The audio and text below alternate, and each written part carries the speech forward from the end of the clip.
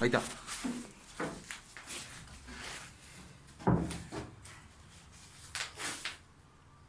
Tiempo 3 minutos.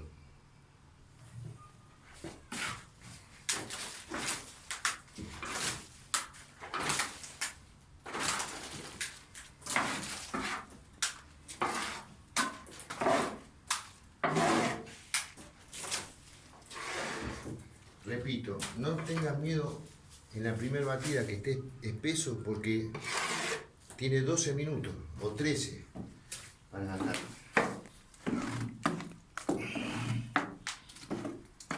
Es una crema.